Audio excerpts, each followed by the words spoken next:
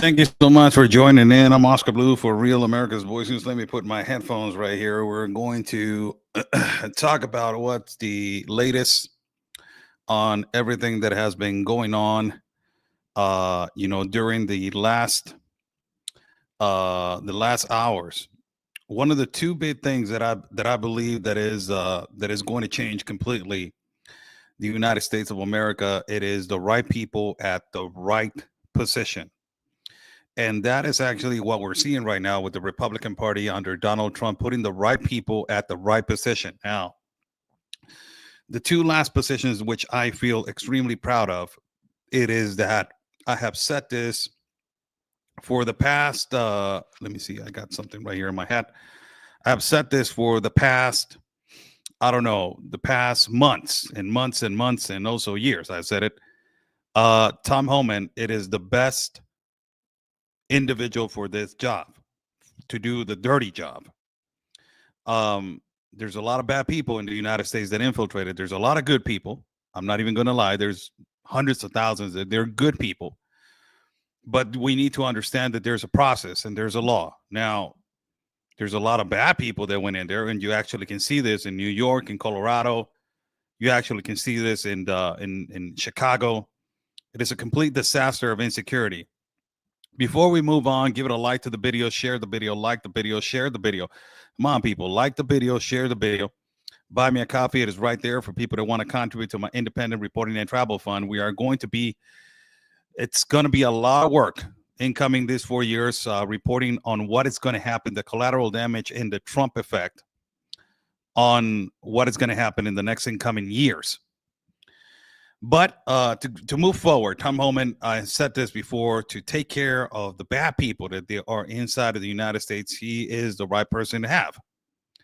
Now, the other one that just got elected, it's Senator Marco Rubio, which I believe that as a Latino, I feel extremely proud that he got the opportunity to take care of this. I will put his actual, this actual report that it was put out by Marco Rubio, that it was put out on the story of Marco Rubio, which I believe that is the most incredible and accurate, decision by Donald Trump. But also, I would like for you to know he was not confronted. He was questioned by a progressive liberal as he was coming into a meeting. And I love the fact of this video, because on this video, he said, "Are you recording?" "Yes, I want you to record this." And I love that, because we're not hiding anymore.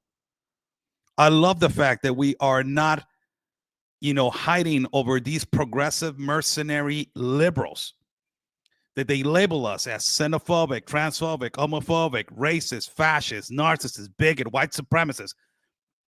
There's no hiding anymore. That doesn't work for you guys anymore. It doesn't work for you guys anymore. It is not going to work. This is going to get fixed, because it's going to get fixed, and it will get fixed. Simple as that. Look at this report on Senator Rubio, which I believe that is the most important man for this position, man. I think that he's the most accurate man for this position. I think Trump did a phenomenal decision of putting this guy on the position that he put him on. Listen to this. Because together with Donald Trump, we are going to make America not just great, but greater than it has ever been before. This morning, Florida Senator Marco Rubio is set to become the president-elect's right-hand man on foreign policy as Secretary of State. That's according to reporting from ABC News. On the campaign trail this year, Rubio turned into one of Trump's most vocal supporters. The senator was once a rival to the president-elect, running against him for the GOP ticket in 2016. Rubio has served in the Senate since 2011. He's currently the vice chair of the Senate Select Committee on Foreign Intelligence and also sits on the Chamber's Committee on Foreign Relations. Other Trump appointments include Florida Congressman Mike Waltz as National Security Advisor and former New York Congressman Z. Zeldin as head of the EPA. Longtime Trump advisor Stephen Miller will be Deputy Chief of Policy, and New York Representative Elise Stefanik has been tapped to be U.S. Ambassador to the United Nations. Oh, man. Oh, Holy moly, globalist. Holy moly, globalist. You're about to get hit. You're about to get hit. These are all these progressive liberals. Thank you so much for joining in. You guys are joining in. For this progressive liberals who say that Donald Trump is the most racist president ever, I would like to ask you, who was the president that deported more Latinos and Mexicans in history? Who put the children in cages and created more private prisons in history? Who was the first president to reinforce the wall and to build the wall and to do the most denigrating policies on immigration? That was Clinton, by the way, but the other one was Obama. And the president where more migrants have died in the limitations of Mexico in the United States of America, that's Joe Biden for yourself. That's 3 Democrats. God bless you. Read a book before we move on. This is the new team. My God, man.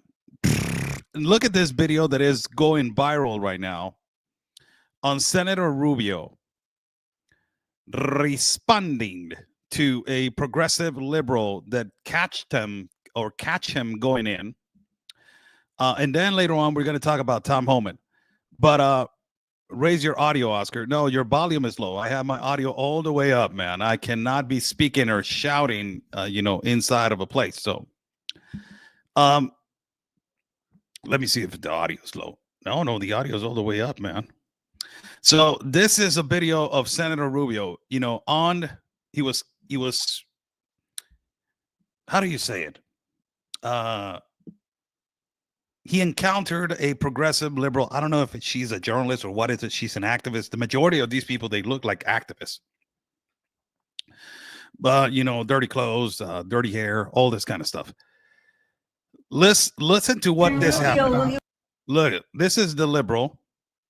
Of course, he approaches Senator Rubio as he's coming in. But look at this, Miss Eva. Thank you so much for this. Putting the link of my coffee. Buy me a coffee is right there, people. I'm planning to be traveling in the next incoming days again. I need your support. God bless you. So he gets intercepted by this liberal, and she asked about, are you going to cease fire? And of course, the response should be, hell no, we're not going to cease fire. I was in the Norton Galilee with my mentor, Chuck Holton. And he was, I've been fortunate to go with him and learn all about, war correspondent. And we learned so much about how Hezbollah, it is bombing every day, bombing the north of Galilee. I was in Jish, I was in Malkia, I was in Kiryat Shimona. We were getting bombed every day. Missiles after, ballistic missiles, ground-to-ground missiles, drones, whatever you call it, every day from Hezbollah, from Lebanon into Israel. How are you going to cease fire when these people are not going to cease fire? And I should ask this to this progressive liberal. One of the things that I should respond to, just add to this perfect response of Rubio, I will say to her, okay, if I cease fire, will Hamas and Hezbollah cease fire? Will Hamas and Hezbollah disappear? Will Hamas and Hezbollah will be eradicated as the most terrorist organizations ever? Will Hamas and Hezbollah be detained? Will Hamas and Hezbollah be arrested? Will Hamas and Hezbollah be prosecuted as the worst terrorist organizations against humanity in the planet? Will Hamas and Hezbollah completely disappear? Will Hamas and Hezbollah leave the Palestinian people alone? Will Hamas and Hezbollah leave the Lebanon people alone? Will Hamas and Hezbollah stop terrorizing the children and stop terrorizing the people? Will Hamas and Hezbollah disappear? I will ask you this question. That's the number one question I will ask.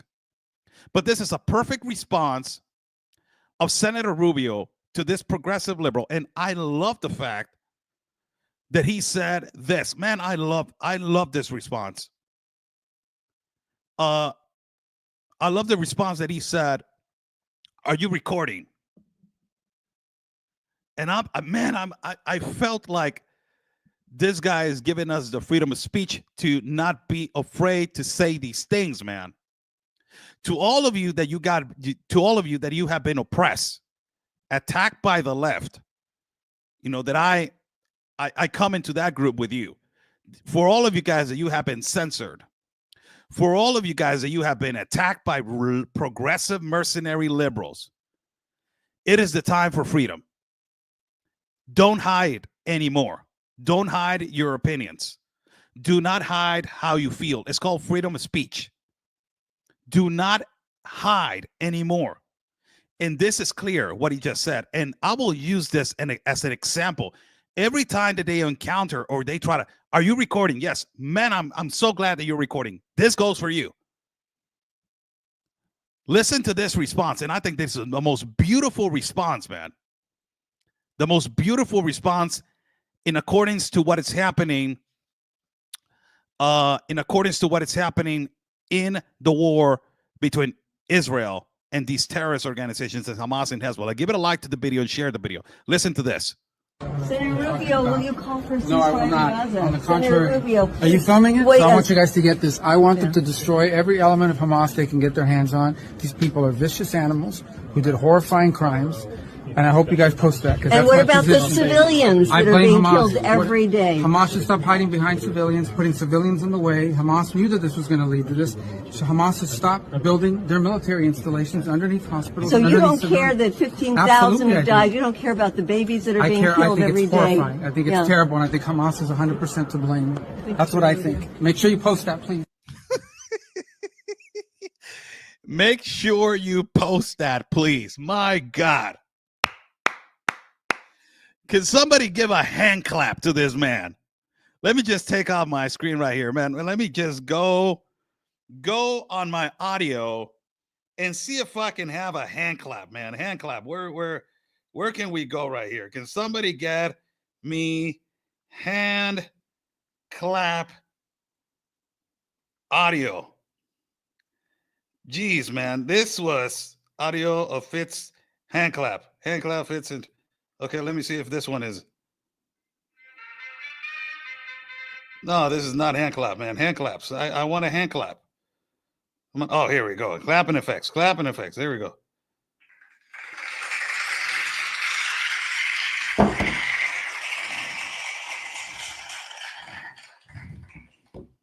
Lord, have mercy. What a response. I think that this liberal, when she went back home, she was like, oh my God, this is so white supremacy. This is so much imperialism. This is such a xenophobic, transphobic guy. Oh my God, I even felt the fat phobia that he was coming towards my face. Oh my God, I saw he was such a conspiracy theory, and I saw his fear-mongering eyes with his, oh my God, fearmonger creating hysteria in his response. And also I saw a face of a racist, a fascist, a narcissist, and a bigot, and a Zionist. I wanted to chant from the river to the sea, but I couldn't because I saw his CIA conspiracy theory face. My God, man. What a beautiful response. Press 1 if you ever thought that this is the greatest response to a progressive liberal in terms to the ceasefire. Press 1 if you think that this was one of the greatest response for a progressive liberal to the ceasefire situation. It's impressive. Impressive, this response. Look at this. Look at this. Let's go again with the response. Let's go again with the response of this. Because man, when you hear this, I want you to hear a couple of things of this video before I move on to the other video. Excuse me. One is, he's not afraid. You know, when the Trump administration was massively attacking freedom of speech and censoring people through platforms and through all this, you know, one of the most horrible things is that we had to hide and we had to be careful with what we say. We couldn't say illegal. We had to say irregular. We couldn't say this. You had to say that. Change the language because we will get censored in our platforms. And a lot of our audience will be like, hey, why you're saying that, Oscar? It shouldn't be like that. You should like, hey, man, If I say it, I will get censored. I will get flagged. I will get attacked by all these progressive liberals. I'm trying to watch my mouth so we can continue to inform. My job is to inform. It's not to be attacking. You need to understand that. But one of the things that is more amazing now of this that I want to say to you guys, it is that he's not afraid. All of this is because a guy took a bullet in his ear. He stood up and said, fight, fight, fight. And after that, everybody was like, I'm jumping on this courage wagon, man. I'm not backing down. But this is one of the most amazing response. And I love the fact that he just went to her face and said to the other guy, are you recording? Yes. And then lastly, when he finishes, he says, be sure to post that. Like, I'm in your face. I'm not going to change my mind. Like the way that you mercenary activist liberals did to us for 4 years in a catastrophe of attacking and censoring. It's payback, baby. It is not the time to be like, oh, you know what? You almost got me killed, right? Well, I came here to knock on your door. How was the song? Come and knock at my door. We've been waiting for you. She's company too. We're not going to do that. I told you guys, and I've been saying this for the past months. We don't have to be gentle with these people. I said this, when JD Vance was debating tampon Tim Walz, I said he's too gentle, he's too nice to him. No, and he did a great job. He won that debate, and everybody's excited. The first Marine to be vice president and all this kind of stuff. Everybody's excited about it. You can't be gentle with these people, and I know that he knows, but he sounded completely accurate, eloquent, and all this kind of stuff. I know, but we cannot be gentle with these people. Why? Because these people are vicious. These people want to eradicate you from the planet. And this is the only way, when you were a young kid, and I'm gonna give a possibly a horrible example, hypothetical example. When you were a young kid, back in the day when there was not the generation of crystal, how many of my audience went through this, man? And I'm saying Hispanics that you're watching me right now. When your mom used to tell you, hey, I want you back at 5. I know that you go out with your boys and you do all this kind of stuff. And I want those pants to not be dirty. If you come here after 5 and those pants are dirty, you're going to get it with the chancla. And not even you're going to get it with the chancla, with the belt. I'm sick and tired of watching your clothes every day and you're getting after 5 over here. You come after 5. You're late. You already know when you're coming through the front door that you're like, oh my God, I'm late. I'm dirty. I'm going to get it. Nowadays, it will be like, oh my God, Johnny. Oh my God, again, you're dirty. Oh my God, let me see. I'm going to have to wash your clothes again. I cannot yell at you because it is my time to basically have a sit down, another 2,575th conversation with you and try to negotiate with you and your feelings. That's now. Before, it was not like that. It was like, get over here, turn around, pull your pants down. No, I'm sorry. Oh, I'll ship you. And it's, oh my God, that's child abuse. Believe me, that's not child abuse. That's the power of the parent. And the parent used to handle his house like it's his house. Why am I putting this example? Because now it is the time for Mr. Rubio, Mr. Tom Homan, Mr. Trump, and Mr. JD Vance to handle his house like they want to. It is their house. It is not your house to the progressive mercenary liberal. It is not your rules. It is not whatever you say. It is what the people say. The people voted. More than 46% of Latinos voted. And I'm going to put a video right now of MSNBC that I did a video of the most racist channel, that is MSNBC. But I'm going to put it on later on. We talk about that in a few minutes. 46% of Latinos voted for Trump, in favor of Trump. You have to be kidding. This is why they're going crazy. They're going nuts. How in the hell these Latinos are voting for Donald Trump when he called them this, when he called them that? Because you went away from the values of the American people. You went away from the values of Latinos. The values of Latinos, which are they? Chingao, te los voy a decir, están bien fáciles. Los valores de los latinos están fáciles. The values of Latinos, they are intercept with the American values. They go like this. I'm going to tell you first, and I'm going to say this again. I'm going to say it all the time. We are capitalists by nature. We're not communists. We're not Marxists. We're not socialists. Venezuelans are running away from socialism and communism.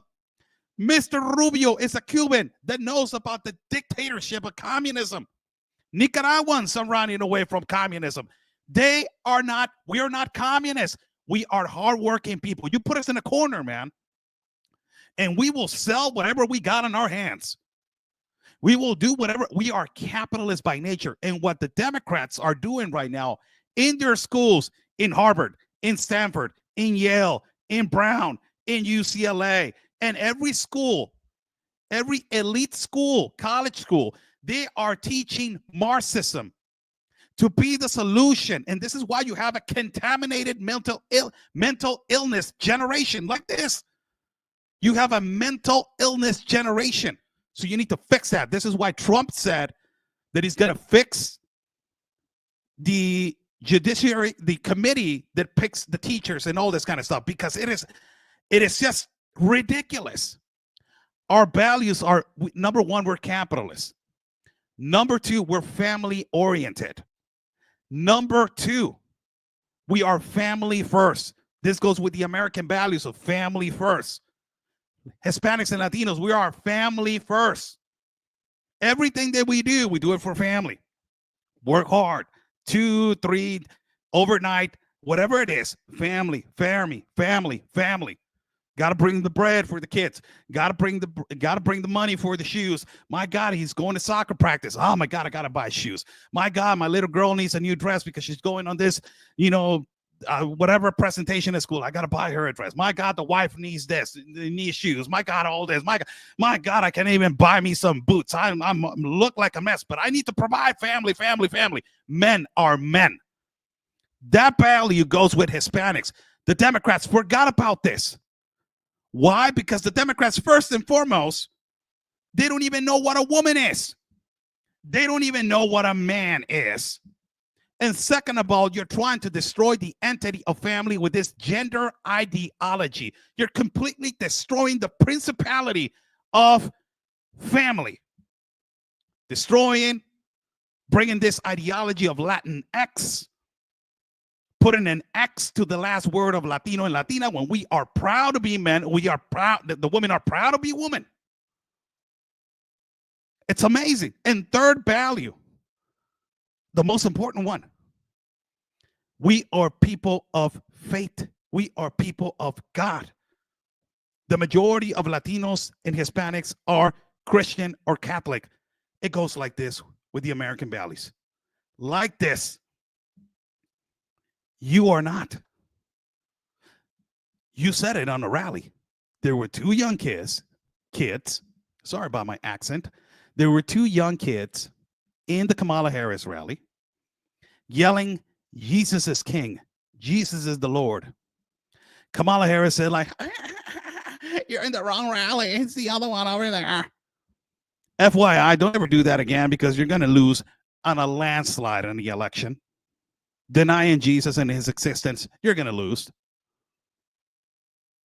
They did not vote it for Kamala, not because she was black, because she was a woman. No, Latinos did not vote it for Kamala because you are completely in the opposite of all values. Plus, the economy is a disaster. Plus, the border is a disaster.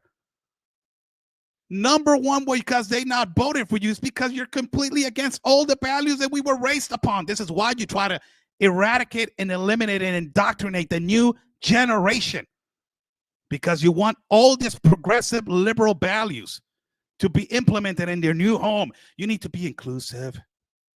You know that word? You need to be inclusive.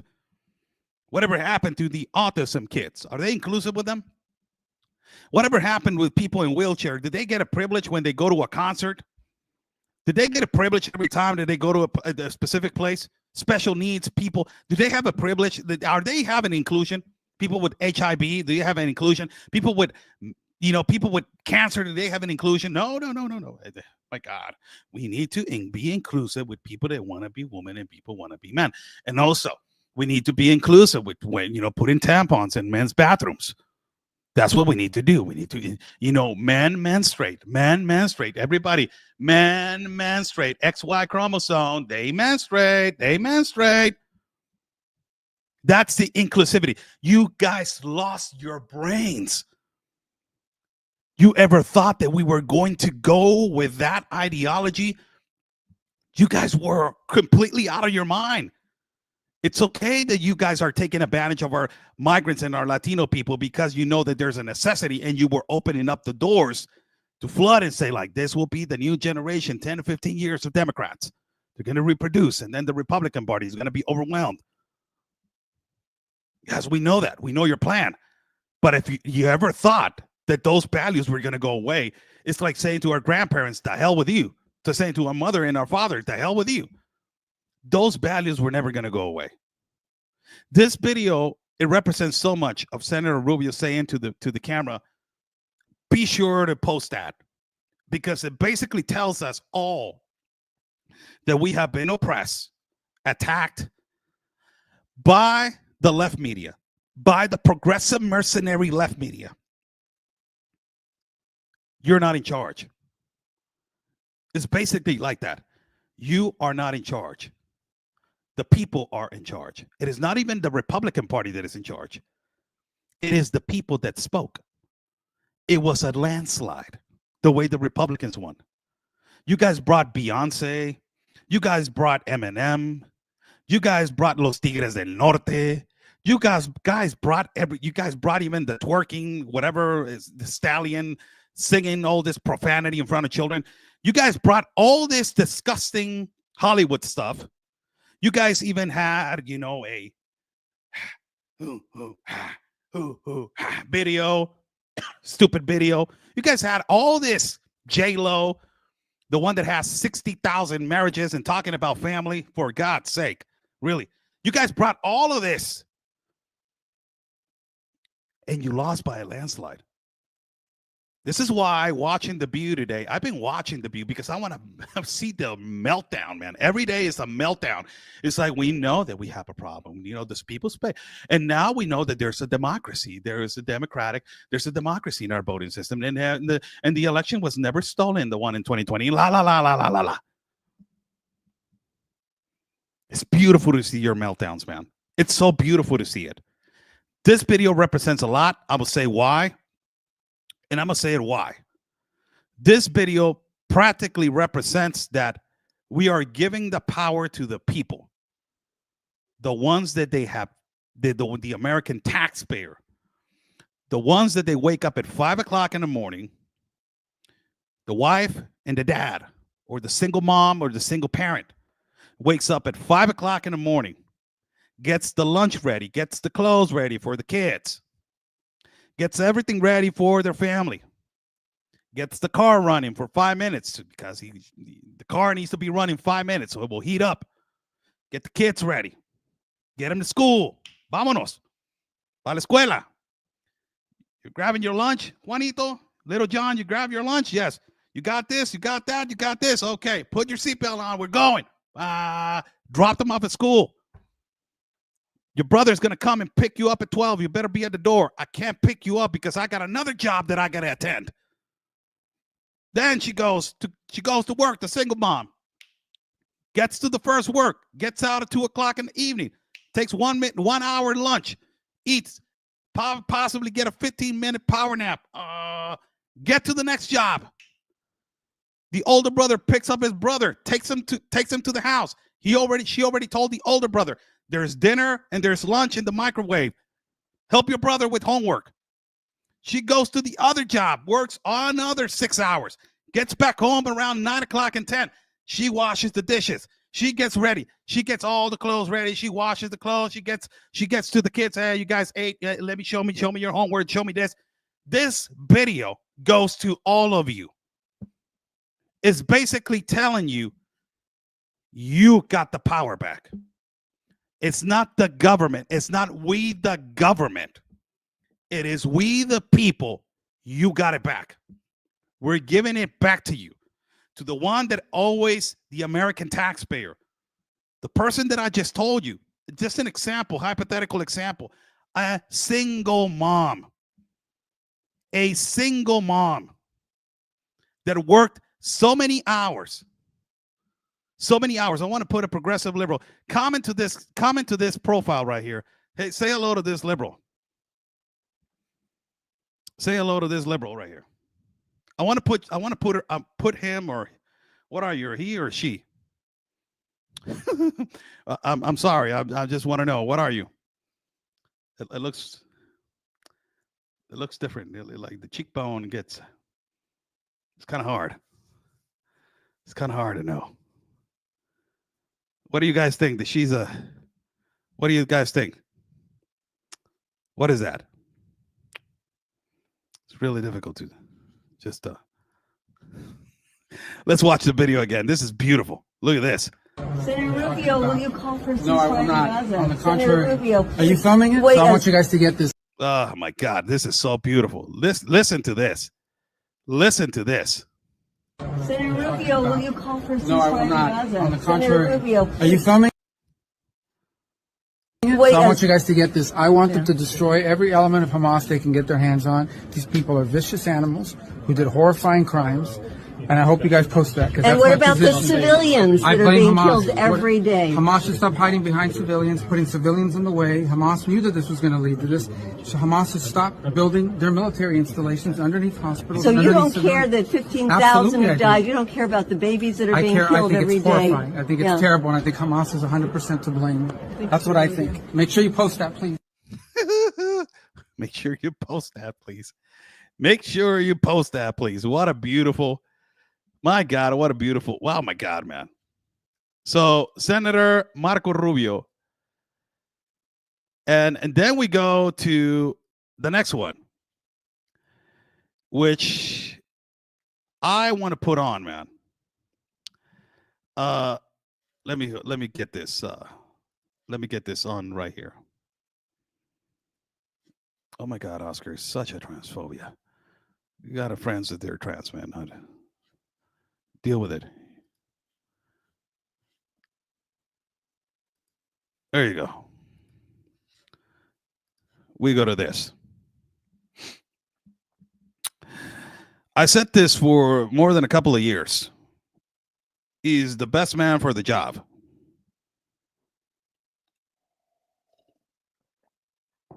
A lot of people are taking his comments out of context. They asked him on 60 Minutes, separation of families. The one that separated more families in history has been Barack Obama. Nobody wants to talk about it because he's a Democrat. But now you got Tom Homan, and they ask him a question in 60 Minutes. How are you going to do separation of families? Is there a way that you will deport, that you will not deport families? And he said, of course, you deport the whole family. It's like, oh my God. People, I want to tell you something. The Trump administration is not going to play around, and they're going to fix this mess. By the way that they're responding, this is why I'm saying they're giving the power back to the people. They're not being oppressed. They're not going to be, all this typical, snowflake language of, oh my God, you're a white supremacist. And we're done with that. We're basically done with that. But the response was deep. It goes like, wow, man. It's not that there's no. It's like the lack of compassion. No. It's not even the lack of compassion, it's what the administration is going to represent. Of course, there's going to be exceptions with people that they are relatively and legitimately cases of asylum and refugee, of course. But let me tell you like it is, there's a lot of people that they're bad people and they're in the country. We're not even going to lie about it. You're not going to lie about the Tren de Aragua, right? It's operating in all types of states. Listen to this video. And after this, we are going to go with the greatest meltdown and possibly shut down in history. This is Tom Homan right here. With 60 Minutes. I hear a lot of people say, the talk of a mass deportation is racist. It's threatening to the immigrant community. It's not threatening to the immigrant community. It should be threatening to the illegal immigrant community. As ICE director, Homan led the zero tolerance policy that separated parents from their children at the border. The ACLU estimates between 500 and 1,000 families have yet to be reunited. When asked if there's a way to carry out mass deportations without separating families, Homan said this. Of course there is. Families can be deported together. Trump also weighing in on the new Republican-controlled Senate, saying whoever leads it must allow recess appointments. That would give Trump temporary power to fill vacancies without Senate approval. The issue came up in 2014 when the Supreme Court ruled against President Obama's use of recess appointments. At the time, Leader Mitch McConnell called the move a power grab. The president defied the Senate's determination that it was meeting regularly, and the Supreme Court unanimously agreed with us. Christiane Cordero, ABC News, Washington. So, Tom Homan, back as the border czar as we speak right now. And ultimately, Tom Homan, it is back as the border czar. It's drastically, it is going to change for a lot of people. It is not and all these liberals and all these progressive liberals are going to victimize the situation. And it is not a persecution towards Latinos and Hispanics. No. Stop with your victimization language. It is not. It is not. It is a control of the illicit and illegal activities which has been occurring at the border, a control of fentanyl that is pouring into not only Mexico to our country, because they're using Mexico as a trampoline to contaminate other countries and also contaminate at the same time Mexico. And ultimately like that. It's basically that explanation. I want to put this great video of Tom Homan. It's going on the history of Tom Homan. Good in putting this a phenomenal video of Tom Homan. No, thank you. Right there. Of him responding to the biggest snowflake she says that she's a Latina, but I will argue. Miss Ocasio-Cortez. There you go. It is the memorandum for the secretary from Homeland Security. Date. April 23rd, 2018, subject increasing prosecutions of immigration violations. Without objection. And so I looked at this memo and it seems like this is the source of it. And it seems as though, Mr. Homan, that you are the author. It says here from yourself, Kevin Michalinen, and Francis Cisna. Is this correct? Did you sign the memo? I'd have to see what you Give her I'd be happy to provide it. And we'll provide it over, but I would like to note that here it says the I couldn't be sitting down on these places, man. The way that these liberals glinch, like it's just, oh my God. And they flinch or glinch, or I don't even know how to say it. I will be laughing. I cannot be serious talking to these kind of people, man. I cannot. I've encountered a lot of them. And when you're talking to them, you're like, oh, I know who you are. I know who you are. You're pretty right-wing extremist, huh? And I'm like, oh my God. It's like I'm carrying a 9mm and I'm about to shoot you when they say that. Yes, I am. Yes. Oh my God. I feel like it's just the flinching, the quarterback sneak that they do when they're speaking. It's just, my God, it's so funny. Official recommendation. There were 3 different options presented. The third included the option for family separation. This initiative would pursue prosecution of all amenable adults, including those presenting with a family unit. Mr. Homan, your name is on this. Is this correct? Yes, I signed that memo. So you are the author of the family separation policy. I am not the author of this memo. You're not the author, but you signed the memo. Yes, a zero tolerance memo. So you provided the official recommendation to Secretary Nielsen on for the United States to pursue family separation. I gave Secretary Nielsen numerous recommendations on how to secure the border and save lives. But it says here that you gave her numerous options, but the recommendation was option 3, family separation. What I'm saying, this is not the only paper where we've given the Secretary numerous options to secure the border and save lives. And so the recommendation of the many that you recommended family separation. I recommended zero tolerance. Which includes family separation. The same as it is with every U.S. citizen parent gets arrested when they're with a child.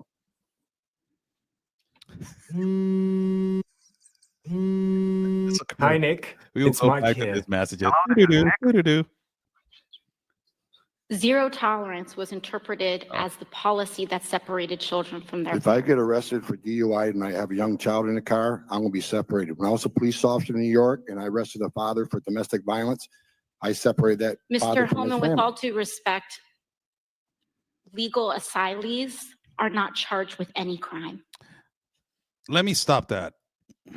Legal asylees. This is the average justification of every progressive liberal defending the global compact of migration. You can tell that to somebody that doesn't know and somebody that's not well educated, Alexandria. But we as Latinos, we are educated on this topic. The global compact on migration, it is why you have this power to speak with this intolerance in front of a lot of people. And it gives you the ability to be protected under international humanitarian law, which it tells you that legal asylees, because of the global compact on migration, they can ask for asylum to a non-port of entry and just raise their hands and say asylum or refugee when they're actually, there's families that they are legitimately persecuted by asylum and refugee, but there's the majority of the men, they are economical migrants. It has been discovered in the year 2016 and 2017, or 2017, 2018, 4,800 fake families on the year 2017, I believe so. 5,800 fake families on the year 2017, 4,800 on the year 2019, I believe so. Something like that. I forget. So all those fake families, they shouldn't be separated, Alexandria. So if there's a parent or there's an adult coming in with a child that is not his child, that shouldn't be investigated. It shouldn't be investigated. Why this adult is bringing that child that is not belong to her? Now, I want to ask you something, Alexander. Do you know about the 300,000+ children that they are lost inside of the United States of America? Do you know about the enormous trafficking? Do you know, because of these statements that you're saying, you're incentivizing the cartel to continue to flood the gates and to continue to flood our borders in Mexico and your borders in the United States of America, controlling our borders, and the cartel basically killing at each other in an open border gap and an open border wall? Because you're saying legal asylees. Asylum and refugee can claim but to the port of entry. There's a process and there's a law. I'm a pro-migrant myself. I believe migration is a human right, and you're not going to get another statement from a radical or from a leftist. You're not even going to get that statement from nobody else. I can say it. I'm a pro-migrant myself. I believe migration is a human right, but in those human rights, you got a law. There's a book that it says that here's the way to do it, and you got a process, and there's a book that says here's the way to do it. And if that book says you got to go to this port of entry, you're doing it to that port of entry. But because of your statements, you have the leftist media romanticizing this and going to these ports of entry and being like, oh my God, oh my God. Then the cartel making money, millions, and all of you NGOs, all of these NGOs profiting out of human misery and human necessity. Yes, of course, you're going to say legal asylees and legal this and legal that. Because of the global compact on migration, it gives you the ability and the empowerment to say we are under international treaty. We are international law. At that particular time, they didn't have the global compact on migration, but Mexico had it. So because you know Mexico has it, you're using that argument to say they're legal asylees. But you don't know that there's a process and there's a law. No, I want to ask you this. You're a greatest advocate, Alexandria, for climate change. I want to ask you, how many migrants have been declaring themselves when they go into investigation or when they go to an immigration judge? I want to know how many they have migrated because of climate change.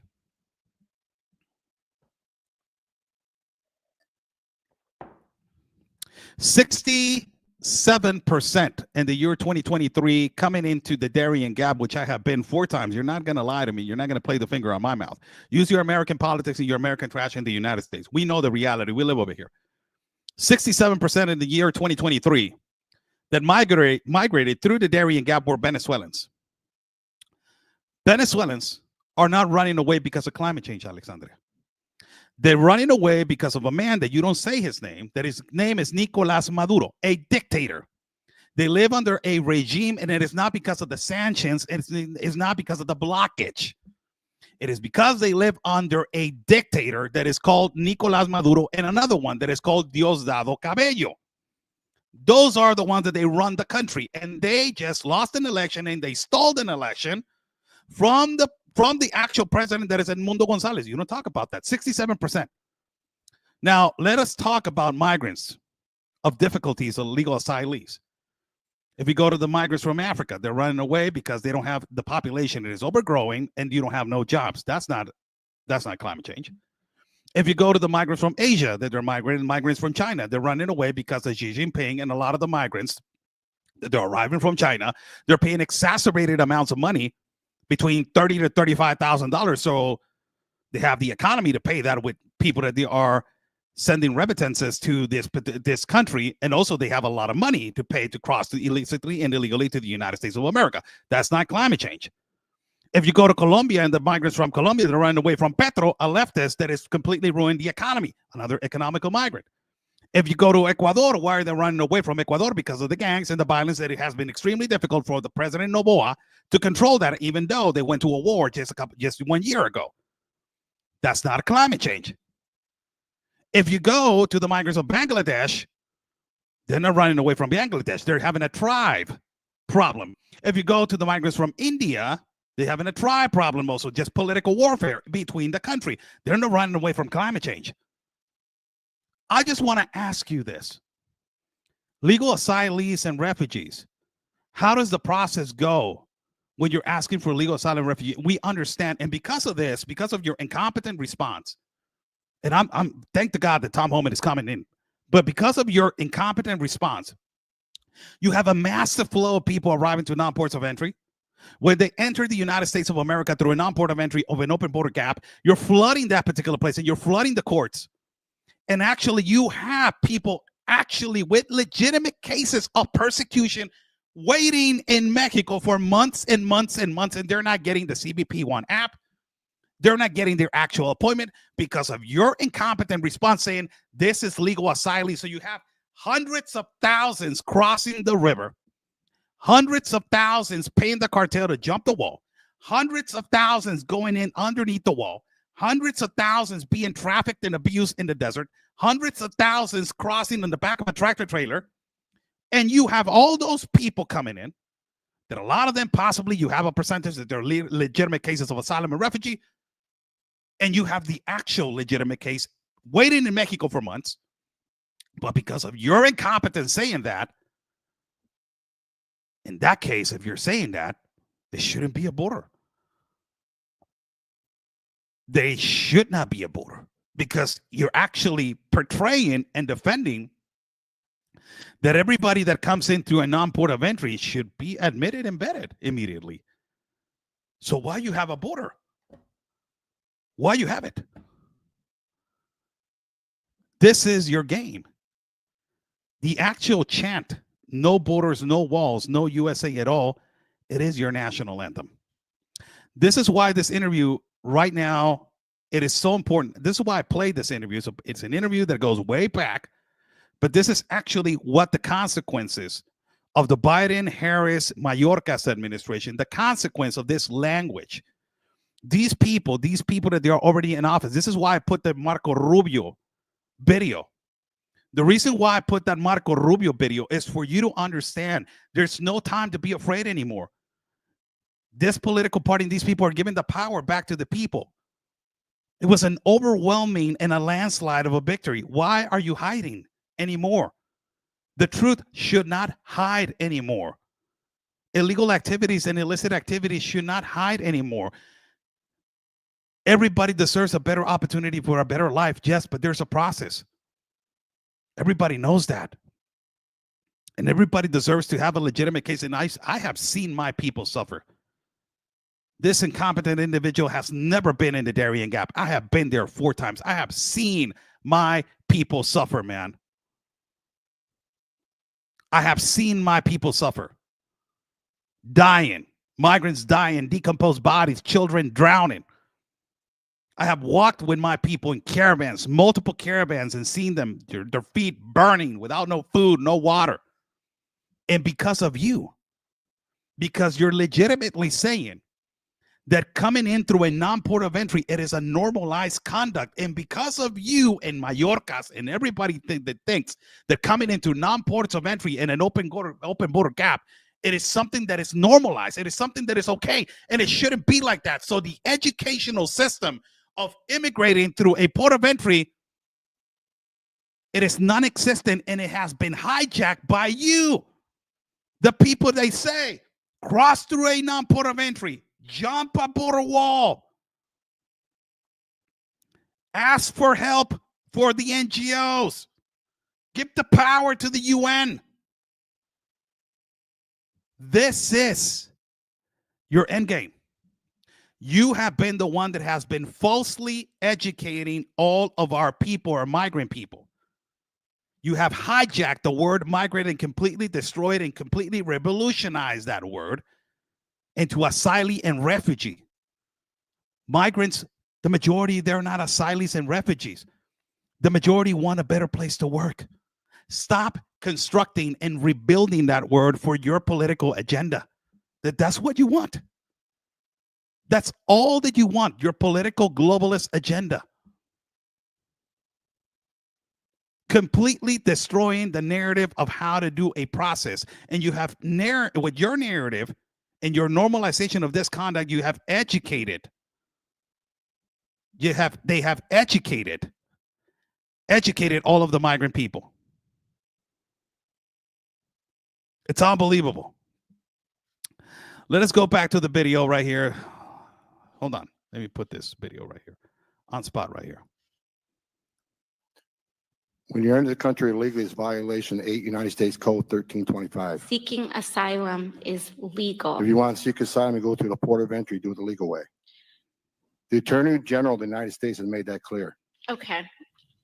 Mr. Chair, the memo is submitted to the record for review. My colleague from Maryland, Mr. Raskin, asked the panel how many people here believe that child separation is an effective policy in deterrence. And no one on the panel raised their hand. I just wanted to note that for the record, Mr. Chair. I wanted to ask a question from Professor Mukherjee. Is the United States violating or violated human rights agreements set by the United Nations in a family separation policy? Thank you so much. Yes. Thank you so much. You guys heard what she just said? Did you guys heard what she just said? This is why I'm putting it, this video. United Nations. I have said this before, and I said it on a broadcast with Mr. Steve Bannon in the War Room and the co-host, oh my God, Natalie Winters. I said this, and I said this bluntly and open, and I have said this all the time. I have said this all the time. The United Nations, it is the one that has the power of the American borders.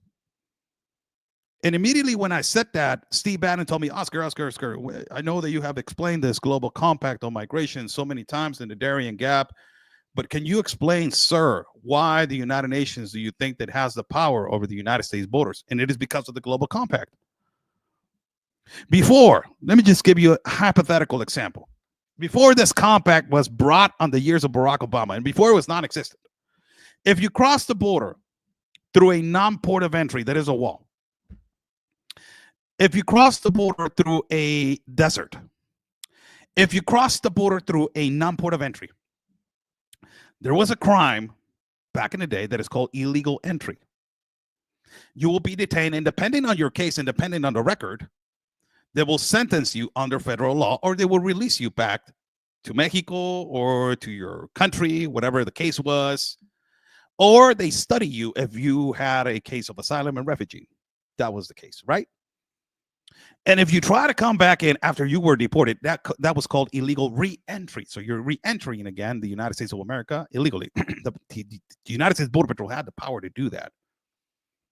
And now a lot of people are asking, like, why are you seeing hundreds of thousands crossing and nobody's stopping them? Oh my God, the Border Patrol is not doing anything.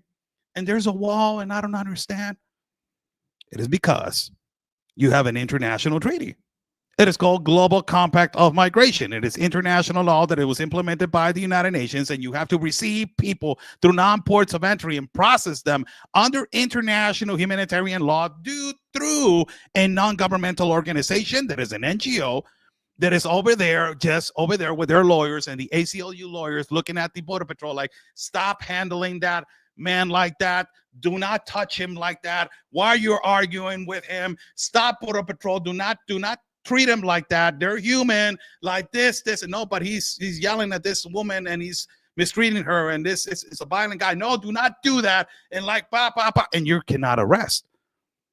You cannot process. Why? Because the international treaty says that you have to receive people through a non-port of entry. And when you receive people through a non-port of entry, you're basically saying that where's the process? Where's the legal way to enter? This is why she said United Nations. Under the United Nations, under the UN Global Compact on Migration. If you remove that, the power will be between the immigration law of the United States of America. And there will be a process. They will not be under UN law. That a lot of these countries, like Mexico, they're under the UN law. Get out of it. It's not saying we don't want asylum. We don't want refugee. Nobody's saying that. There's a process. There's a process how to do it. Why you're using cartels and you're incentivizing the cartel to continue smuggling people to non-ports of entry. And this is why they're saying violation of human rights under United Nations law, under United Nations law. Of course, United Nations, because you're going under international global compact, and all these lawyers, all these NGOs, all these international organizations, they're working under this international treaty. If this international treaty does not exist, these NGOs will not have power over the border. International law is clear that family unity should be prioritized. So we, as members of the United Nations, signed on into an international human rights agreement saying very Do you see, people? What I just told you. Do you want me to return this so you can understand who has the power of your borders? This is why I've said multiple times, get out of this compact, because it gives the power to these people to false educate everybody to come in through a port of entry. It is because of the UN and infiltrated into the United States government. Now this international global compact on migration gives the power to these NGOs and to all these progressive mercenary activist liberals to have power over open border gaps and to continue to smuggle and maintain money over federal grants and millions of dollars. It is not a lie. Let me just return a little bit the video, man. This has to be played again because it's so important for you guys to understand. Why am I saying this? And this is why this video is so important, because the power has changed. You're not in charge anymore. For all you progressive liberals, this is why you want massively to be protesting, massively to be put in lawsuits, massively to give, to be doing all this stuff, because you're getting hit in your pockets. You're not making money out of the United States government anymore. You're not going to get federal grants. This business over human misery and modern day human misery, you're not going to make money anymore out of it. These people are going to get helped directly. Listen to this again. Separation is an effective policy in deterrence. And no one on the panel raised their hand. I just wanted to note that for the record, Mr. Chair. I wanted to ask a question from Professor Mukherjee. Is the United States violating or violated human rights agreements set by the United Nations? Human rights agreements set by who? Your boss. Set by the United Nations. Is the United States, not the United States of America? Clarify yourself, Alexandra, when you speak about the country that is paying you all your luxurious life that you're living out of the American taxpayer, out of the capitalist dollar in New York. The United States of America, correct yourself. Is the United Nations, look what she says, under international law. Look what she says. It's so important for you guys to understand this. In a family separation policy. Yes. International law is clear that family unity should be prioritized. International law. Why this exists? Why this international law exists? Because you were part of this global compact of migration. The law should be coexisting between the Constitution of the United States of America. You have international human rights. Yes, you have. You have international dependencies. They defend human rights. Yes, you have. But you have to consult first the country to go in and to try to do whatever you have to do. But because you sign into a international treaty without the consent of the people, this international treaty overrules everything that you are going to say, because you need to respect international law. Look, they're saying it in your face, and you guys don't realize this. They're just blatantly saying it in your face. So we, as members of the United Nations, signed on into an international human rights agreement. We, as members of the United Nations, signed on.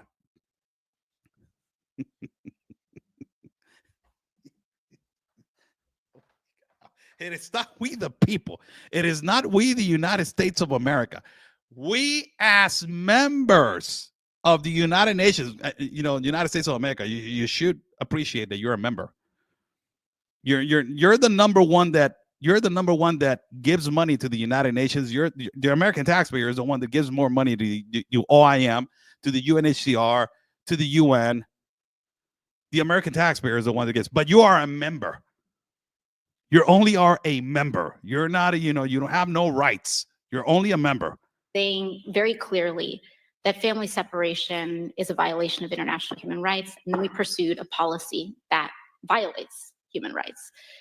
Mr. Chair, I was looking, how did we get to this point?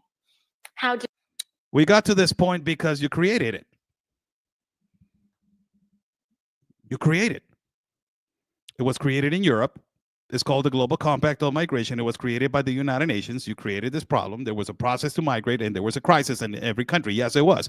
But there was a really easy way to fix it, and you get all the top-notch countries to start, investing on these international countries and start investing, bringing jobs, bringing economy, bringing manufacturing companies, bringing security, like it was going to be done with El Salvador. And look what Nayib Bukele has done to El Salvador. And Donald Trump was going to do it, invest $4.8 billion in Central and South America, and send a task force to try to secure, and where every dollar and every cent was going to basically provide security, basically provide education. And it is not enough. You're going to say it's not enough. Yeah, but the United States is not the mom and pop business of the world. You have to have other countries to invest, also international investment. Of course. And if you have corporations of the United States of America sucking the teeth in Central and South America, man, these international corporations, they need to expand more and they need to give more jobs and better salaries. Yes, we do. But it's not the responsibility of the United States of America. And how do we got to this place? It's because of you approving this global compact on migration into the United States of America. It's easy as that. You approved it. You got into this. You created the problem. You have the cure of the vaccine. You created the disease. You have the cure, but you don't want to cure it because you're sucking in the teeth. You're making billions of dollars out of this, man. You're sucking in the teeth. You're making billions of dollars. And it started in Europe. Everybody wanted to be a part of this global compact on migration. Everybody. Italy wanted to be a part. Germany wanted to be a part. Spain wanted to be a part. The UK wanted to be a part. Switzerland wanted to be a part. Everybody wanted to be a part of it. And then when they saw the massive problem that it was causing, slowly people started to get out of it. Like, I can't handle this anymore. Can't handle this anymore. That's we want immigrants, but it's just man, this is how are we going to take care of this, man? You know, how are we going to take care of this problem? It's an immigrant country, yes, we know, but how are we going to take care of this problem? There's insecurity, there's this, there's that. This is the reality. They talk about international law in your face, and this is an old video, people. Old video that I pulled up because Tom Homan, I bet that he knows and he understands about the global compact on migration. I have explained this so many times, and this is the only way to have power over borders and to have this business going all the way from north of the continent to the south of the continent. This is why when Donald Trump was president, he got out of it and he was pushed into a sandwich by Canada and by Mexico. Mexico was on the global compact. Canada with Trudeau, discussing Trudeau, was on this global compact on migration. And you put the U.S. on a sandwich. So it was getting hammered by lawsuits all the way from progressive liberals in the United States, from progressive liberals in Mexico, from progressive liberals in Canada, from progressive liberals in the North. Hammered, bam, bam, bam. Open the border, open the border, open the border, open the border. Hammered continuously because there was no compact. But now it can be fixed. Can be fixed on holding these people like Alexandria Cortez, Alejandro Mayorkas. All these people need to be held accountable for crimes against humanity and incentivizing illicit and illegal activity at the border by other countries. Why? Because of your ideologies of people just crossing the border through illicit and irregular pathways. People are dying in the Darien Gap, in Central America, in South America, in the north of part of Mexico, between the limitations of Mexico and the United States. The cartel has grown so much because of your stupidity, incompetence, that the cartel has grown so much that they have power all over the place. Because you're saying to people, legal asylees and legal refugees, they are not criminal. Okay, I understand they're not. We don't know if they're not. I cannot judge 20 people by the way they look. No, that is bad. I'm not going to do that. I'm a human being also myself. I'm an immigrant myself. I'm not going to do that. But there's a door and there's an open door, but there's the way to do it. So I have to go over there. But you're false educating not only a continent, you're false educating the whole world. And this is why a lot of people are dying. And you should be held for crimes against humanity because of your education. This is why Antonio Gutierrez from the United Nations needs to be charged with crimes against humanity. All these international organizations that need to be audited by an international organization itself. All of these NGOs, they need to be audited. All these NGOs need to be investigated. All these progressive mercenary activist liberals that they are going to come to Mexico to protest now because Donald Trump is going to become president. They're going to use our cities in our country of Mexico as their backyard for their political trash and use us for their political trash only, and then go back home and they're like, mama, Do you have hot coffee? Yes, hot cocoa, little Johnny. Sit down. Tomorrow, where are you going? I'm going again, risk my life in Mexico and protest again. Oh my God, I'm doing it every day. Like, that's you using us for your political gain and votes. A disaster. This is why it's so important for you guys to see these kind of videos, man. It's so important for you guys to see. I'm extending now. It's an hour and 10 minutes, but I want to put something before I go. This is how the left has been, this is how they treat us. This is how they see us. This is the most racist, and lastly, I will say is the most racist individual, possibly these two, Joe Scarborough and Al Sharpton. Disgusting, both of them. This is the most racist video I have seen of MSNBC. Pish. I don't watch this fake news media, man. It's disgusting. I don't watch it. But this is the most racist video that I have seen possibly in history of MSNBC. I don't watch this. But what this individual, what this white progressive liberal says about Hispanics, it is a complete insult. And Hispanic liberals, if you're listening to me, you should be insulted, man. You should be insulted. And your grandparents, tus abuelos, y tu papá y tu mamá, they should be embarrassed of you because you're actually telling us that we're traitors. You are traitors to your own values. Because how are these people insulting us and denigrating to a point how much they are going to denigrate us, that you're going to understand that they're labeling us as the greatest minority in the existence. In the eyes of God and in the eyes of Jesus Christ, there's no color. The most beautiful man that ever walked this planet, his name was Jesus. He cured the poor. He cured the sick. He knew that he was going to get tortured. He knew that he was going to get completely humiliated, and he did not care. He did not care at all. He always was there for humanity and its purpose. A lot of us Latinos, we see him as the most important man in our lives. In your perspective, this incompetent presenter right here, Joe Scarborough, just called every Latino man misogynist and that we are racist towards Black women, and that that the majority of Hispanics and Latinos in the United States of America, they did not vote for Kamala Harris because there was a woman, and she's a woman. The thing about this is, look how incompetent and stupid this guy is. Mexico just elected their first woman president in the history. Although she's a leftist, she's a socialist, Mexico just elected the first woman president in history. A country that is considered to be the patriarchy and the machismo, and they're so manly, and they're always so macho, and they're not going to choose a woman because they think the woman is a second class. This goes to all you feminazis out there, all you leftist Hispanic feminazis that you have protested. Oh my God, it's the patriarchy and it's the fault of the patriarchy. The most powerful person in Mexico right now is a woman. She's a president.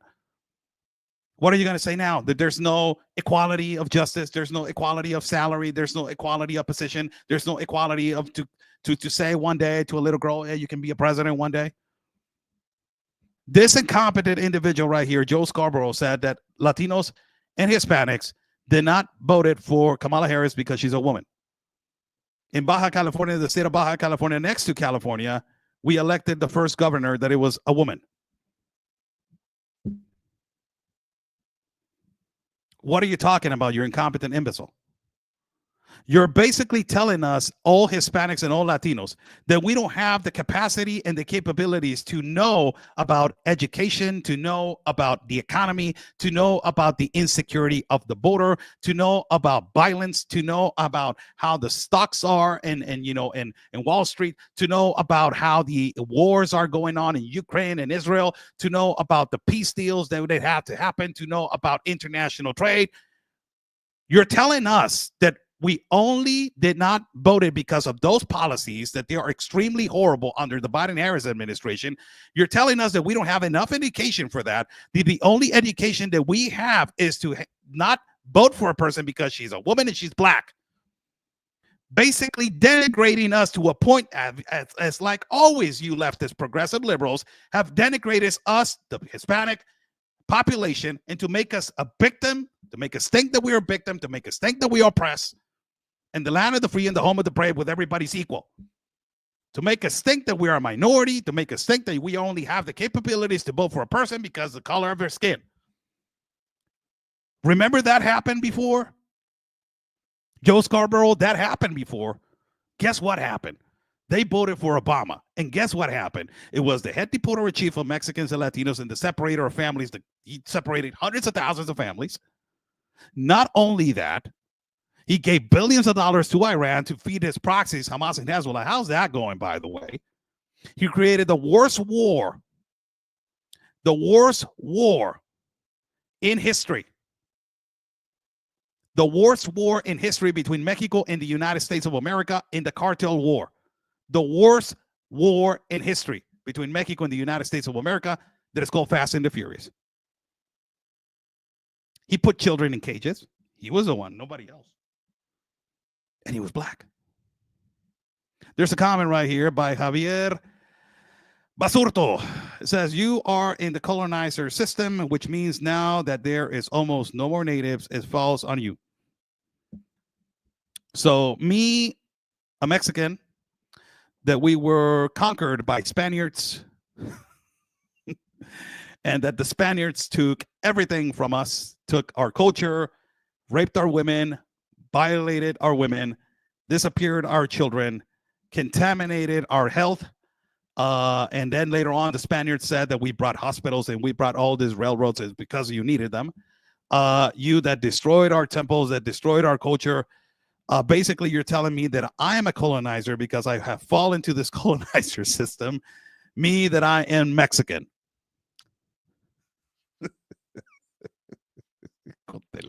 Hijos de la chingada. Oh my God, you're a colonizer, Oscar Blue. You're a white supremacist, a colonizer. You're saying they still do it. It's called Americanized. Well, believe me, the continent of America, it is called continent of America. I don't know why. I don't know if you know why they called it continent of America, Javier, because it was discovered by Americo Vespucio, and it was not even discovered. People already lived here. If you already know, it was natives lived here. You know, Mexican natives lived here. Then later on, it was discovered to be Mexica, that it was Mexico, the culture of Mexica, and Mixtlan. And if we can go back in history, man, we can go back in history. You need to read. Basically, I'm not gonna waste my time reading your history. The only thing that I can say by now, Javier Basurto, by the picture that you're wearing, man, you need a haircut. First and foremost, gray hair, by the way. God bless you, brother. Second of all, you need to read history, my brother. You need to read history. And you're calling me a colonizer when I come from when they conquered us, the Spaniards conquered us. I live in Mexico, my brother. I live in Tijuana, Baja California. I don't live in the U.S. It is not about the colonizers. It is not about the white supremacy. Stop with your pandering. It is not going to work. It is not going to work. It is done. We're done with the pandering, brother. We're done with the pandering. We are done with the pandering. We are done with the race color. We are done with all of this. We are done. We're done. We're sick and tired of it. We're sick and tired of you coming in and you're not directing myself with my right pronoun. We're sick and tired of you just telling me, oh, it's cool. It's because of the white man, because of the white man this, because of the white man that, because of the white. We're sick and tired of that. We just want to work and get on with our lives and leave us the hell alone. We're sick and tired of it. And you know what we're sick and tired of more, brother? Listen to this comment. What is your name? Let me go again and follow your, what the hell is your name, brother? Let me see what's your name, brother. Hijo de la chingada, where are you? Javier, listen to this comment. Listen to this right here. And if you're not insulted by this, I don't know what falls into your colonizer comment, because this actually sounds like a colonizer right here, my brother. Listen to this. Democrats need to be mature, and they need to be honest.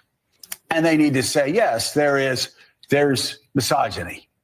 But it's not just misogyny from white men. Mm-hmm. It's misogyny from Hispanic men. Right. It's misogyny from black men, things we've all been talking about, who do not want a woman leading them. Might be race issues with Hispanics. They don't want a black woman as president of the United States. So, to the liberal that it was right now, I don't know if you're a liberal or not, my brother. I don't want to judge. What do you think about this? So, you know, Hispanics did not vote it for Kamala Harris because we are misogynist. And we did not, oh my God. We did not vote it for Kamala Harris. Well, I cannot vote in the United States, but they did not vote it for Kamala Harris because we are misogynist, and they not voted for Kamala Harris because they don't want to be led by a woman. Guess what, Joe Scarborough? In Mexico, we have the first woman president. This is the most incompetent response, and this is just a progressive liberal telling Hispanics how they are. This is what they think of us. They always want to keep us in the minority level. This is, and it's a word that it shouldn't exist, really. It should not exist. This word minority, it should not exist, people. And why I'm saying that it should not exist, because in the eyes of the Constitution of the United States of America, everybody's equal. This color thing has always constructed and divided the population. These are the imbeciles that they're actually dividing the population. And I just told you, Hispanics did not vote for Kamala because the Democrats and the progressive liberals do not go with the values of Hispanics. I just told you which are the values, and you are totally against these values. First, we're capitalists. We like to work. And you do not like that. You are a Marxist, socialist, communist agenda. Second of all, we're family oriented. You guys are completely destroying the entity of family with your gender ideology and massively supporting all these abortions. Third of all, we are people of faith, people of God. Your candidate just said on a rally, this is not the Jesus rally. It's in the other one in the 2-3 blocks from here.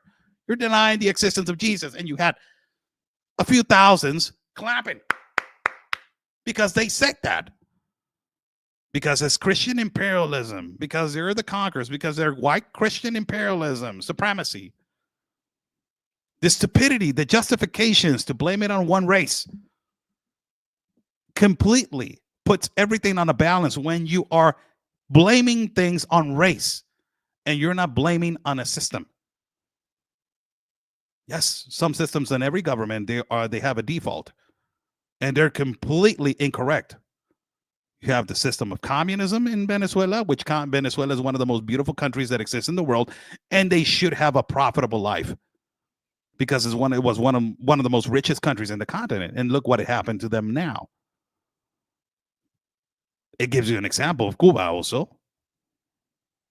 And they don't rely on race. The only ones that they rely on race, it's always the progressive liberals. Always blaming on the white supremacy. And you know what? The most stupidest, incompetent article was written by a progressive liberal. I don't know where it was, man. This guy was blaming and saying that voters are oppressed in Mexico because of the white privilege of white Mexicans.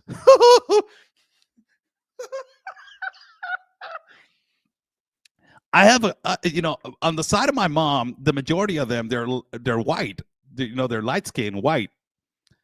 And, you have a lot of white, light-skinned people in the parts of Chihuahua. My mom is from that part, from Chihuahua. In the mountains of Chihuahua, you have a lot of people, and also in Guadalajara, you have a lot of people that they're white. And I said to all my family members, I said, like, damn, man, I didn't know that you guys have some privilege. I said, I don't know. And my uncles and my cousins, they work hard, man. They work, and they're like, what the hell? Está loco ese güey. That's crazy, the guy. What the hell is it? they're trying to make these things, these narratives, these agendas. So you will create a new narrative. And all these narratives are not to open their eyes and you have to stay woke. No, these narratives are only to create division, to create a source of income, and to ultimately to divide. That's what it was created for. This incompetent imbecile, Joe Scarborough, basically telling all the Hispanic and Latino community that they don't have the capability and the capacities to vote for a leader in the United States of America. They don't have the capacities and the capabilities to vote for a leader in the United States of America because they cannot choose on their intellect or what is happening in the problems in the economy. They only know how to choose them because of their race. I want to put a comment right here on the screen. Where are you, my brother? Again, I'm gonna give you the time of the day. This is the last comment that I will give you the time of the day, my brother. Just because you have a gray hair. By the way, gray hair, my brother. It's how long is it, bro? How long is it? Does it go all the way to your waist? Because it looks long, man. It looks long. So it says 70% of all wealth is in white race, which controls the government. Now, I want to ask you something right now.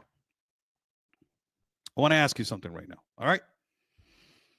And I'm going to give you a great example for you, Javier Basurto.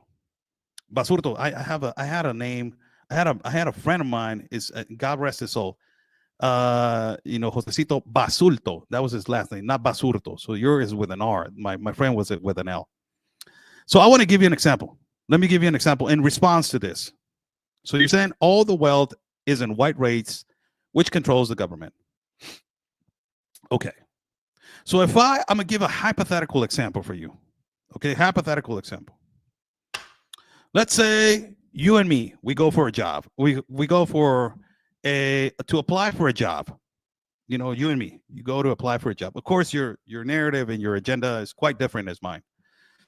And I respect that. You know, I love when we can have a conversation. So your incline is more left, as I'm saying, and more progressively left, possibly. In my incline, it says more in the middle right. I don't like some things on the left. I can, but I'm not a commie. I hate communism and socialism, my brother. Let me tell you. So if we go to apply for a job, let's say, where do you want to go and apply? Let's say Walmart, and we go to apply for a job at Walmart, and we want to be cashiers. Okay. So we go to apply for a job at Walmart. And I go to this application job, and they ask me when I go in, right? They say, who's next? I'm next. And then you're behind, right? You're behind.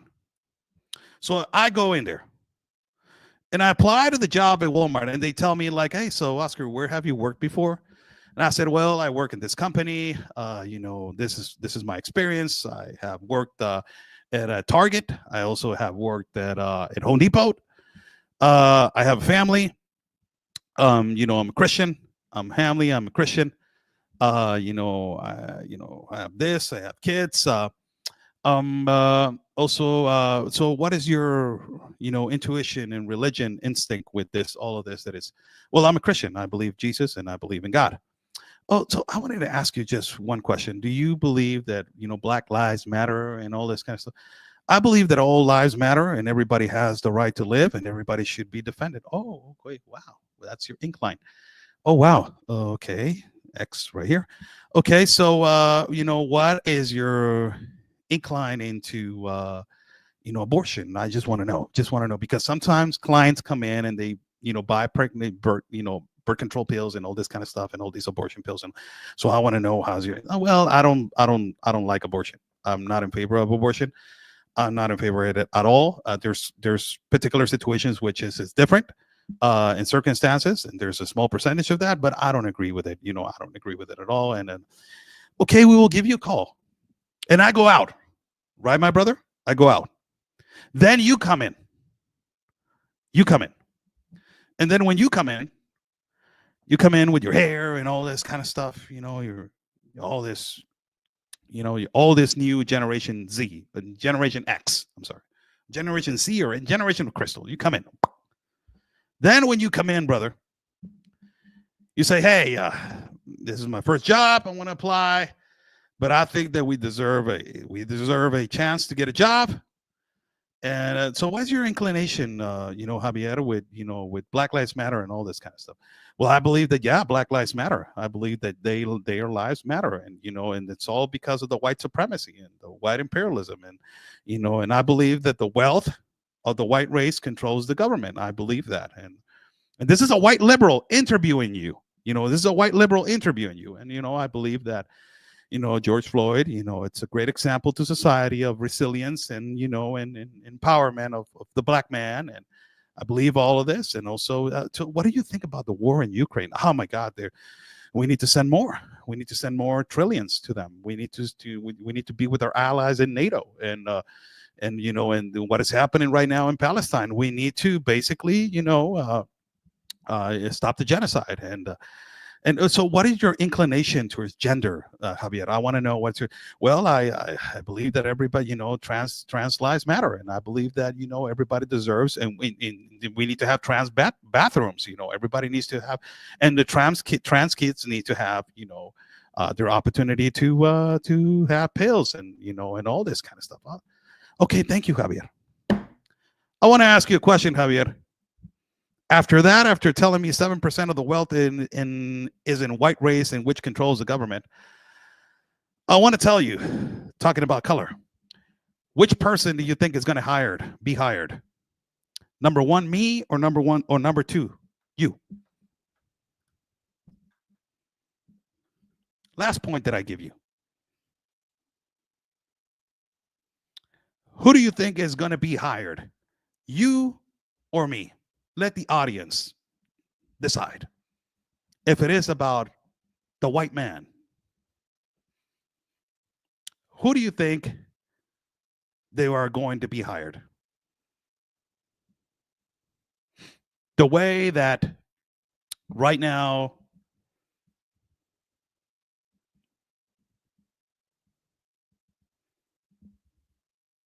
a lot of people are going to say me. But the fact of the matter is that they're going to hire you. And why they are going to hire you? Because the progressive mercenary activist agenda, the liberals, are the ones that they run this show. And if I'm not pro-Palestine, if I'm not pro-Ukraine, if I'm not pro-gender, if I'm not all of this, I will be labeled as a white supremacist. The thing that you're saying right here. That is because of the white people that they control the money. But if I'm in favor of abortion, if I'm in favor of Palestine, if I'm in favor of Ukraine, if I'm in favor of it is a genocide, if I'm in favor of, no borders, no walls, no USA at all, I'll be hired like this immediately. Because if I'm not in favor of that, I will be a colonizer. I will be a white supremacist. I will say, that I'm a Christian. Don't hire the Christian. No. We believe in inclusivity. We believe in inclusion. And all these people that they believe that, they will say it's 70% of the population that is controlled by whites. Have you gone to the border, Javier? I'm just talking to you, brother. Have you gone to the border? Have you seen the average border patrol, my brother? The average border patrol, when you go to the border patrol, it is not a white supremacist. Let me tell you this. The majority of them, they eat tacos and they go on carne asadas on the weekends. The majority of them are Hispanic. You go to an agent and they will say, my last name is Lopez. My last name is Gonzalez. My last name is Rodriguez. My last name is Ramirez. Have you seen the majority of the National Guard and the Army and the majority of the Marine Corps? There's a huge percentage of people that they're Latino and Hispanic. They're not in, their name is not McCormick or McGrath or Shannon or Johnson. No, the majority of the people that they are Lopez, Gutierrez, Gonzalez. The economy, it is not controlled and your eyes by whites, and your knowledge, it is controlled by whites. The economy, it is controlled by the people. And in the people, when you are going to wake up and not see me different, brother, as my color, we will progress as human beings in this planet. When you don't see me as a brown man walking on the street and say, oh, there's a Mexican, he can help us with plumbing just because I'm Mexican. Oh, there's a Mexican, he can help us garden just because I'm Mexican. I'm not going to see you as, hey, man, there's a white man, he wants to go to Denny's.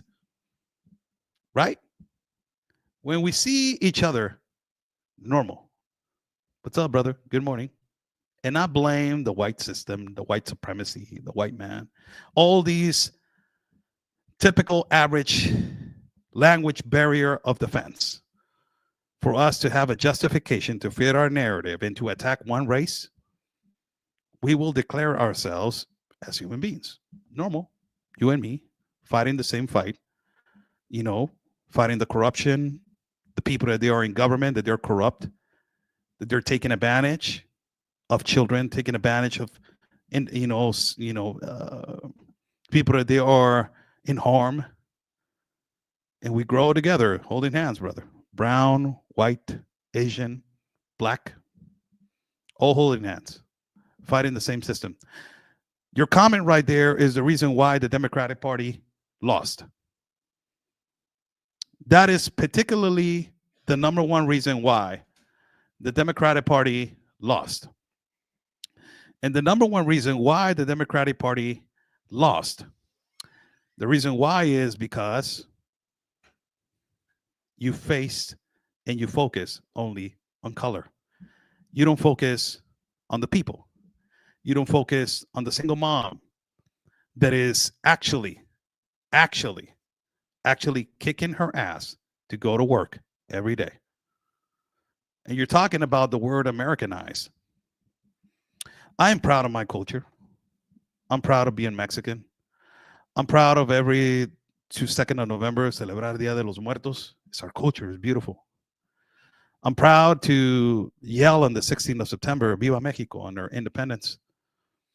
I am so proud to also celebrate the Day of the Flag over here in our country of Mexico. I'm extremely proud of that. Celebrate Independence Day, celebrate all these days. But I'm also, we live in a border.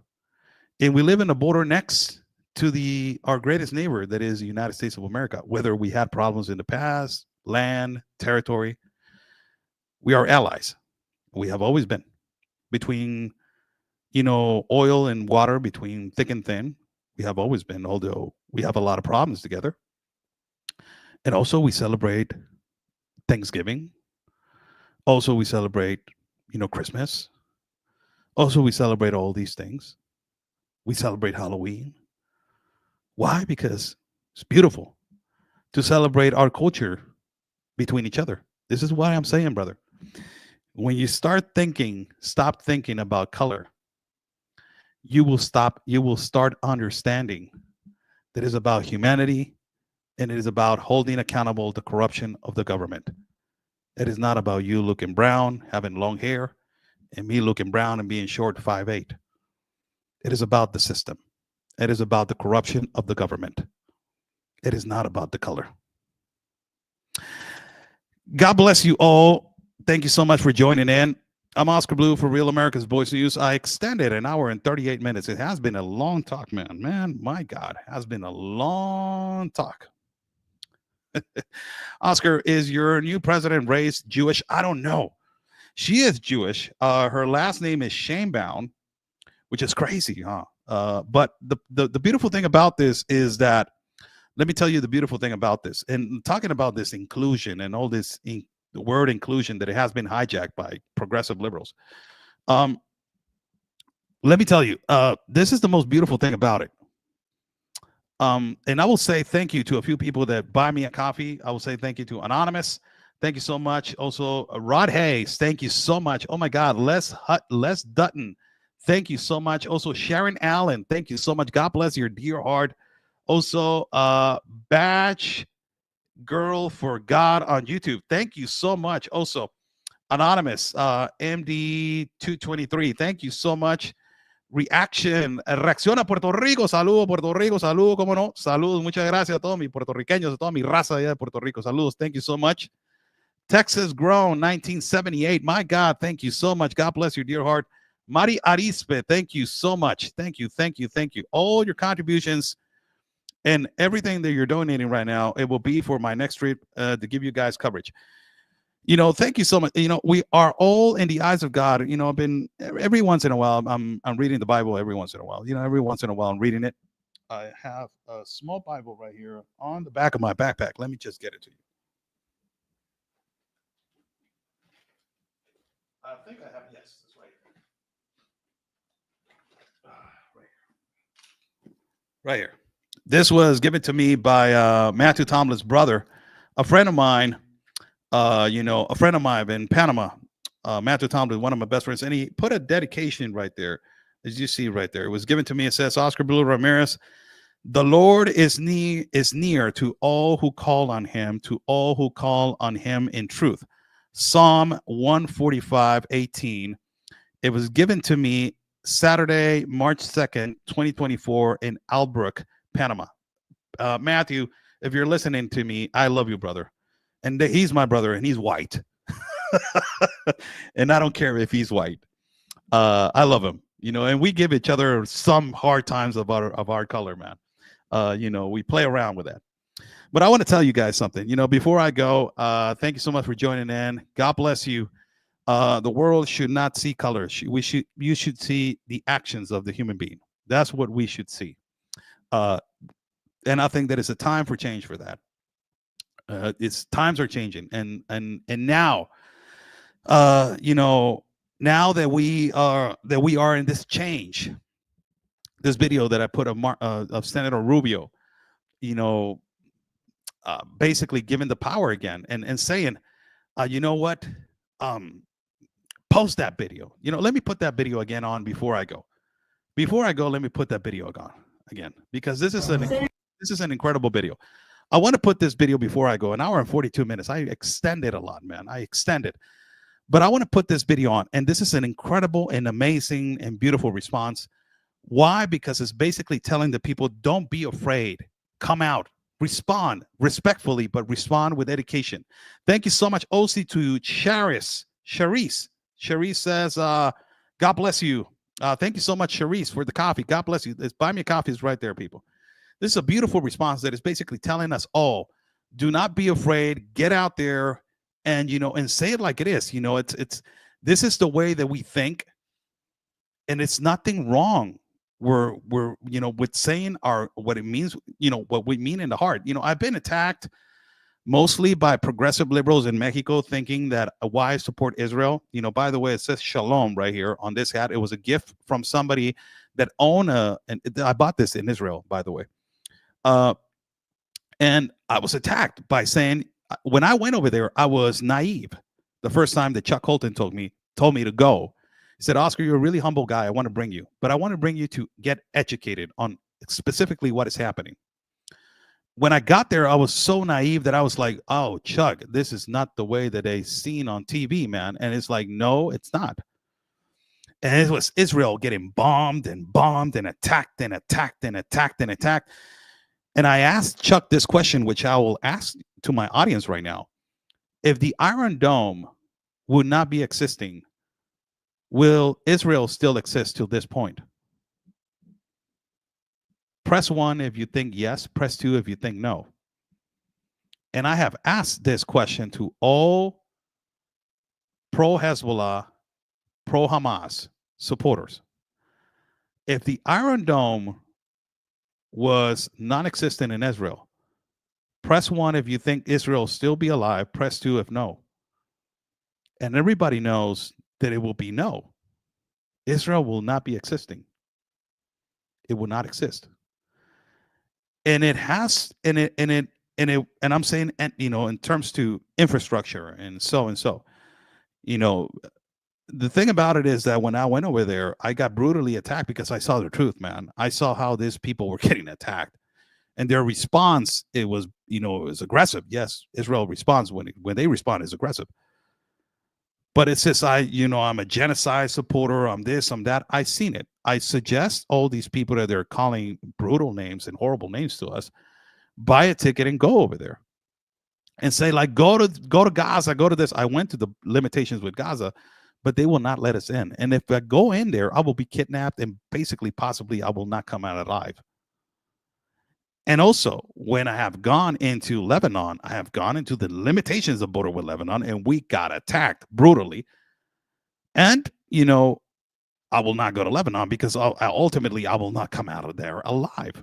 If I want to fit the narrative of these people, I will be pandered, and possibly they will let me record for a couple of an hour, possibly. That was it.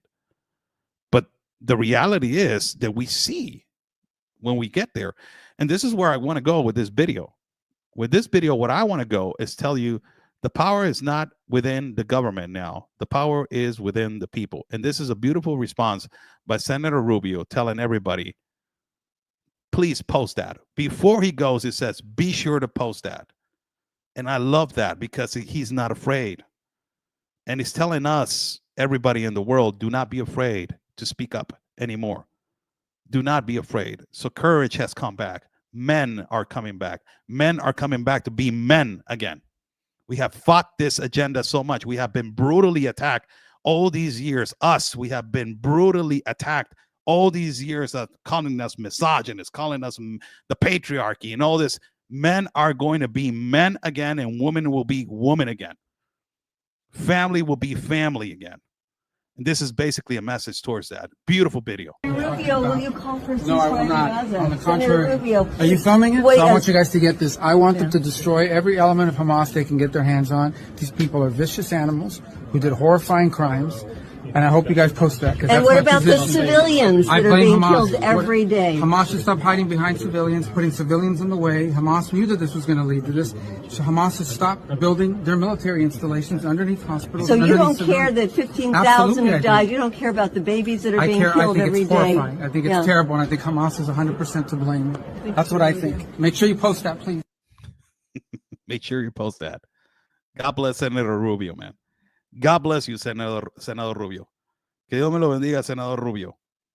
God bless you all. Thank you so much for joining in. I'm Oscar Blue for Real America's Voice News. This was almost an hour and 48 minutes out of a broadcast. I extended so much because we talked about a lot of topics and we just discussed, and I just wanted to talk to a few people right here on the live feed. It's good to talk to. It's good to socially talk to people. God bless you all. Stay safe. And like we always say, be sure to subscribe my channel, like the video, share the video, like the video, share the video. The link of the donation link, it is right there on the bottom. It's called Buy Me a Coffee. Go into the app. You can buy 1 coffee, 2 coffees, 3 coffees. If somebody wants to buy 1 million coffees, I will be greatly appreciated. Stay safe. And like we always say, God's plan, it is our mission.